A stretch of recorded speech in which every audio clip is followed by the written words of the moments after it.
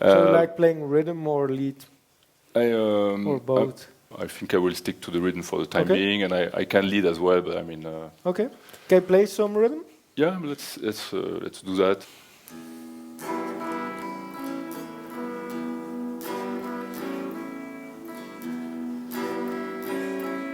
If you're playing rhythm, if you're practicing to play better rhythm, it's a very good idea to record yourself. Because if you're playing to a metronome track, to a beat, it's much harder to play rhythm. And I can tell that when you're practicing rhythm, most of the time you're probably not aware of the beat. That's actually the one thing that I'm going to focus very much on in the coming month. Cool. That's very cool. So you say right. Yeah, cool. So I think most people want to practice with a metronome, but at the same time, it's not inspiring. So you can actually use a drum beat as well. So for instance, if you just go to YouTube and then go drum beat 60 BPM, it's same thing as a metronome, but it's more inspiring. And you can have shuffle rhythm, straight beats, and so on. So it's more inspiring. Also, if you record yourself, always make sure that you practice to metronome and then look back to the recording and try to see where the glitches in the rhythm are. Then you will see you're a bit behind or a bit too fast to the beat. So that's great practice. So you probably have a recording software you can use. So because when you're playing this, it's not really clear to me where the actual beat is happening. It's like the emphasis, instead of being on the beat, is more on what is happening here, but it's still not very clear. So you're right about making your practice emphasized on that part. So for instance, if you're playing this, you can also just start with one chord instead of jumping to the next. I would make the rhythms, if you're practicing to get more accustomed to playing on the beat, really simple. Like on the one chord.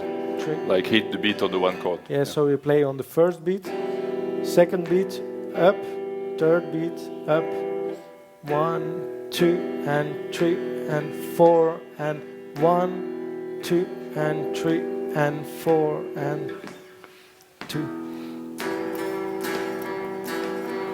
Okay, try to play in my rhythm. So know you were playing faster. So try to play in this tempo.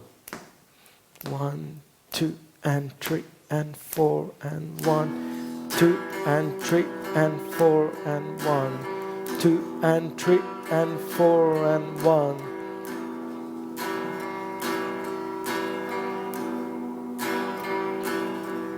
Yeah. All right, let's try it again. You were playing on the 2 in the beginning. Yeah. It's normal in the beginning. It takes practice. Don't feel bad about it. We've all been there.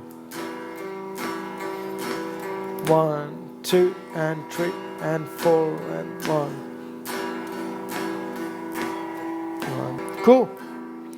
Was a lot better. And then I can add to it. You can add other chords, but it's always about basics and rhythm. So, for instance, if I'm practicing at home, I make rhythm playing also a very big part of what I'm doing. So I might just take like 2 strings, for instance,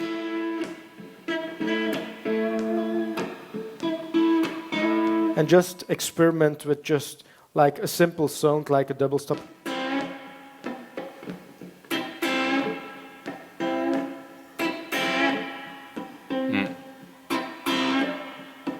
And once I know I have this under my fingers and I have created a little rhythm and that's on track, I can add more things like.